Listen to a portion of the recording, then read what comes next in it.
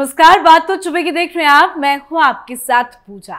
आज लेकर आई हूं वो बात जो भारत विरोधी नेताओं को बड़ा चुभेगी, पाकिस्तान चीन के दिल पर लगेगी। आज बताऊंगी कि हमारा भारत कितना आगे है, भारत पहले से कितना बदल चुका है। भारत की धमक पूरी दुनिया में बढ़ती जा रही है। अमेरिका हो या ब्रिटेन, हर जगह भारत की पूछ बढ़ चुकी है। भारत अब पहले की तरह नहीं रहा। सीना तान कर विदेशी नेताओं के सामने खड़ा होता है, आंख में आंख मिलाकर बातें करता है। भारत अब किसी का पिछलग्गू नहीं है, ना ही किसी के दबाव में आता है। भारत किसी की रणनीति को फॉलो नहीं करता, अपनी रणनीति खुद बनाता है। और जब हमारे देश के विदेश मंत्री एस जयशंकर कहीं जाते हैं तो वो दुश्मन देश को सबक सिखाने में जरा सा भी वक्त नहीं लगाते। तो आज अपने शो में एस जयशंकर के एक ऐसे बयान के बारे में आपको बताऊंगी जिसकी चर्चा पूरी दुनिया भर पे हो रही है। चीन पाकिस्तान डरा हुआ है, तो वहीं ब्रिटेन पहुंचे भारतीय विदेश मंत्री एस जयशंकर कैसे बाल बाल बचे हैं, कैसे खालिस्तानी समर्थकों ने उन पर हमले की कोशिश की है, उसका वीडियो भी दिखाऊंगी। उस पर हुए बड़े एक्शन की डिटेल्स भी बताऊंगी और देश विरोधी साजिश की पोल भी खोलूंगी। तो चलिए शो शुरू करते हैं। दरअसल विदेश मंत्री एस जयशंकर अपनी 6 दिवसीय ब्रिटेन और आयरलैंड यात्रा पर है, जिसमें उन्होंने ब्रिटेन के प्रधानमंत्री कीर स्टारमर से मुलाकात की और लंदन के प्रतिष्ठित थिंक टैंक चैंथम हाउस में भारत का उदय और विश्व में भूमिका का विषय पर अपने विचार साझा किए। पर इस कार्यक्रम से जैसे बाहर निकले एस जयशंकर, उन पर हमला करने की कोशिश की गई। जी हां, बताया जा रहा है कि विदेश मंत्री के चैंथम हाउस पहुंचने से पहले ही वहां कुछ खालिस्तान समर्थक मौजूद थे जो देश विरोधी नारे लगा रहे थे। इतना ही नहीं, जब विदेश मंत्री एस जयशंकर चैंथम हाउस से रवाना हो रहे थे तब उन पर हमले की भी कोशिश की गई। इस घटना का एक वीडियो भी तेजी से वायरल हो रहा है, जिसमें देखा जा सकता है कि किस तरह एक व्यक्ति विदेश मंत्री एस जयशंकर की कार के पास दौड़कर पहुंचता है और भारतीय झंडे को फाड़ देता है। हालांकि मौके पर मौजूद सुरक्षा कर्मियों ने झंडे का अपमान करने वाले व्यक्ति को तुरंत पकड़ लिया। तो वहीं इस घटना के बाद भारतीय समुदाय में गहरी नाराजगी देखने को मिली है। जैसे ये वीडियो वायरल हुआ, वैसे ही भारतीयों ने लंदन में विरोध प्रदर्शन करना शुरू कर दिया।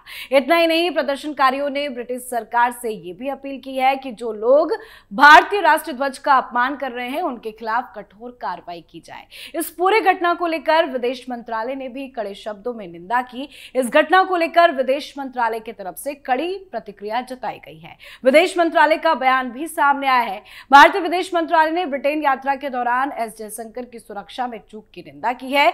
भारतीय विदेश मंत्रालय के प्रवक्ता रणधीर जायसवाल का बयान आया है। तो बयान में क्या कुछ कहा गया है, बताते हैं आपको। हमने विदेश मंत्री की ब्रिटेन यात्रा के दौरान सुरक्षा भंग होने की फुटेज देखी है। हम अलगाववादियों और चरमपंथियों के इस छोटे समूह की भड़काऊ गतिविधियों की निंदा करते हैं। हम ऐसे तत्वों के लोकतांत्रिक स्वतंत्रता के दुरुपयोग की चिंता करते हैं। हम उम्मीद करते हैं कि ऐसे मामलों में यूके सरकार अपने राजनीतिक दायित्वों का पूरी तरह से पालन करेगी। तो खालिस्तानी समर्थकों ने हमला करने की कोशिश की। बड़ी बात यह है कि खालिस्तानी कई मौकों पर जयशंकर समेत कई भारतीय अधिकारियों को धमकियां जारी कर चुके हैं और इस पूरे घटना में लंदन पुलिस की नाकामी उजागर हो रही है। हालांकि लंदन या ब्रिटेन पहला देश नहीं है जो खुलकर खालिस्तानी समर्थकों का साथ देता है। दुनिया के कम से कम 5 देश ऐसे हैं जहां खालिस्तानी समर्थक खुलकर अपना मूवमेंट चलाते हैं। तो वो कौन कौन से देश है, उसकी थोड़ी डिटेल्स आपको बता देते हैं। पहला है अमेरिका। सिख फॉर जस्टिस के पन्नू अभी अमेरिका में ही है। यहीं से वो भारत विरोधी अपने अभियान को अंजाम देता है। अमेरिका में खालिस्तान मूवमेंट का इतिहास वर्षों पुराना है। 1980 के दशक में गंगा सिंह ढिल्लो नामक शख्स ने इस मूवमेंट की शुरुआत अमेरिका में की थी। अमेरिका सीधे तौर पर तो नहीं, लेकिन पर्दे के पीछे से खालिस्तान समर्थकों का खुलकर साथ देता है। 2024 में भारत सरकार ने पन्नू को लेकर अमेरिका से कुछ जानकारी मांगी थी, जिसे अमेरिका ने नहीं दिया। अब दूसरा है कनाडा। कनाडा को खालिस्तान आंदोलन का केंद्र कहा जाता है। खालिस्तान मूवमेंट के कई नेता कनाडा में ही रहते हैं। कनाडा के प्रधानमंत्री ट्रूडो भी खुलकर खालिस्तानियों का समर्थन करते हैं। 1970 के दशक में पहली बार कनाडा में ही खालिस्तान आंदोलन को लेकर करेंसी और डाक टिकट छापे गए थे। कनाडा की सरकार भारत से इसको लेकर नाराजगी भी झेल चुकी है। तो वहीं पाकिस्तान को कैसे भूला जा सकता है। पड़ोसी देश पाकिस्तान भी खालिस्तान समर्थकों को खूब शाह देता है। 1980 के दशक में खालिस्तानी प्लेन हाईजैक कर पाकिस्तान में ही उतारते थे, वहां से अपनी बातें भारत सरकार से मनवाते थे। हालांकि दुबई में एक बार पकड़े जाने के बाद पाकिस्तान ने खालिस्तान को सीधे तौर पर समर्थन देना बंद कर दिया। भारत का पंजाब बॉर्डर पाकिस्तान से ही लगा हुआ है। एक और है जर्मनी। यूरोपीय देश जर्मनी भी खालिस्तानियों पर कोई कार्रवाई नहीं करता। 2022 में जांच एजेंसियों की एक रिपोर्ट में कहा गया था कि कम से कम 9 बड़े खालिस्तानी नेता जर्मनी से अपने मूवमेंट को अंजाम दे रहे हैं। हालांकि जर्मनी ने इस पर कोई सख्त कार्रवाई नहीं की, तो वहीं भारत जमकर विरोध करता है। हालांकि हमारे देश में कई ऐसे लोग हैं जो खुलकर खालिस्तानियों का समर्थन भी करते हैं। अब सवाल यह है कि जो एस जयशंकर पर हमले करने की कोशिश की गई, उसके बाद क्या ब्रिटेन पे भरोसा करना चाहिए? ब्रिटेन में भारत और भारतीयों की सुरक्षा में चूक का ये पहला मामला नहीं है। पहले भी ब्रिटेन में भारतीय राजनयिक परिसरों और कर्मियों की सुरक्षा में अनदेखी होती रही है। मार्च 2023 में खालिस्तान समर्थकों ने न सिर्फ लंदन में दूतावास के सामने प्रदर्शन किया था, बल्कि तिरंगा झंडा भी उतार दिया था। इस तरह खालिस्तानियों ने साफ तौर पर तिरंगे का अपमान किया था। विदेश मंत्रालय ने इस मामले को लेकर ब्रिटेन के उप उच्चायुक्त को तलब भी किया था। अब सवाल यह है कि एक तरफ तो ब्रिटेन भारत के साथ मुक्त व्यापार समझौता करना चाहता है, तो दूसरी तरफ खालिस्तानियों की हरकतों पर मूक सहमति देता प्रतीत हो रहा है। ऐसे में दोनों चीजें एक साथ संभव नहीं दिखती है। ब्रिटेन के इस रुख को देखते हुए भारत कैसे उस पर भरोसा कर सकता है? एक और बात, इस साल जनवरी में ब्रिटेन में कंगना रनौत की फिल्म इमरजेंसी की स्क्रीनिंग के दौरान बाधा डालने की जमकर कोशिश की गई थी। कुछ खालिस्तानी समर्थकों ने थिएटर के बाहर तोड़फोड़ किया था। भारत की तरफ से खालिस्तान समर्थक तत्वों की इस हरकत को लेकर नाराजगी भी जताई गई थी। विदेश मंत्रालय के प्रवक्ता रणधीर जायसवाल ने कहा था कि भारत को उम्मीद है कि स्क्रीनिंग में बाधा डालने वालों को जवाबदेह ठहराया जाएगा। भारत ने साफ कहा कि भाषण और अभिव्यक्ति की स्वतंत्रता को चुनिंदा रूप से लागू नहीं किया जा सकता। इसे बाधित करने वालों को जवाबदेह ठहराया जाना चाहिए। विदेश विभाग के प्रवक्ता ने उम्मीद जताई थी कि यूके के पक्ष जिम्मेदार लोगों के खिलाफ उचित कार्रवाई करेगा। ब्रिटेन में खालिस्तान समर्थक अक्सर भारतीय दूतावास के सामने प्रदर्शन करते रहते हैं। मार्च में तो खालिस्तान समर्थकों ने लंदन में इंडिया हाउस पर हमला कर वहां की खिड़कियों के शीशे तक तोड़ डाले थे। वहीं ब्रिटेन की तरफ से इस संबंध में कोई भी ठोस कार्रवाई देखने को नहीं मिलती है। भारत यूके में खालिस्तानी गतिविधियों को बढ़ावा देने और दूतावास के सामने हुए प्रदर्शन को लेकर ब्रिटेन सरकार के सामने अपनी चिंता जाहिर कर चुका है। इसके बावजूद समय के साथ खालिस्तान समर्थकों की हिमाकत लगातार बढ़ती जा रही है। अब ये हमारे बड़े बड़े नेताओं को टारगेट कर रहे हैं, तो उम्मीद है कि जल्द बड़ा एक्शन भी लिया जाएगा।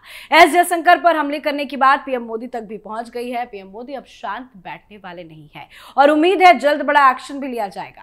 खालिस्तानी अपनी हरकतों से बाज नहीं आ रहे हैं। कनाडा हो या ब्रिटेन, हर जगह अपनी ओछी हरकत दिखा ही देते हैं। इस बार ब्रिटेनिया हुकूमत के सामने खालिस्तानियों ने हिंदुस्तान के विदेश मंत्री संग हिमाकत करने की कोशिश की है, पर इसका बदला बहुत जल्द दिया जाएगा। अब आपको जाते जाते बताते हैं कि आखिर एस जयशंकर ने ऐसा क्या बयान दे दिया जिसकी चर्चा चारों तरफ हो रही है। दरअसल विदेश मंत्री एस जयशंकर ब्रिटेन के दौरे पर है। उन्होंने चैथम हाउस थिंक टैंक में कश्मीर से लेकर डोनाल्ड ट्रंप की नीतियों पर खुलकर अपनी बातें रखी है। लेकिन इस दौरान कश्मीर को लेकर पूछा गया एक पाकिस्तानी पत्रकार के सवाल पर जयशंकर की प्रतिक्रिया वाहवाही लूट रही है। पाकिस्तान के एक पत्रकार ने जयशंकर से सवाल पूछते हुए कहा कि मैं लेखक और पत्रकार हूं और मैं आपको थोड़ा सा नर्वस करना चाहता हूं। भारत ने कश्मीर पर अवैध रूप से कब्जा कर रखा है, जिस वजह से वो प्रोटेस्ट कर रहे हैं। अमेरिकी राष्ट्रपति डोनाल्ड ट्रंप दुनिया में शांति लाने की बात करते हैं, तो क्या नरेंद्र मोदी अमेरिकी राष्ट्रपति ट्रंप के साथ अपनी दोस्ती का इस्तेमाल कर कश्मीर मुद्दे को सुलझा सकता है? इस पर जयशंकर ने कहा कि हमने कश्मीर समस्या काफी हद तक सुलझा ली है। इस दिशा में जम्मू कश्मीर से आर्टिकल 370 हटाना पहला कदम था। उसके बाद कश्मीर में विकास और आर्थिक गतिविधि बढ़ाने के साथ साथ सामाजिक न्याय को बहाल करना दूसरा कदम था। अच्छे मतदान प्रतिशत के साथ वोटिंग कराना तीसरा मकसद था। पाकिस्तान द्वारा कश्मीर से चुराए गए हिस्से की वापसी चौथा कदम होगा। पाकिस्तान अवैध रूप से कश्मीर के जिस हिस्से पर कब्जा जमा कर बैठा है, वो हिस्सा वापस आ जाए तो कश्मीर की समस्या पूरी तरह से सुलझ जाएगी। पर बड़ी बात यह है कि यह बयान ऐसे ही सामने नहीं आया, सोचा समझा ये बयान है और जल्द भारत पीओके पर कुछ बड़ा करने वाला है। तो आपकी क्या कुछ राय है, कमेंट करके लिखिएगा। देखते रहिए कैपिटल टीवी। नमस्कार।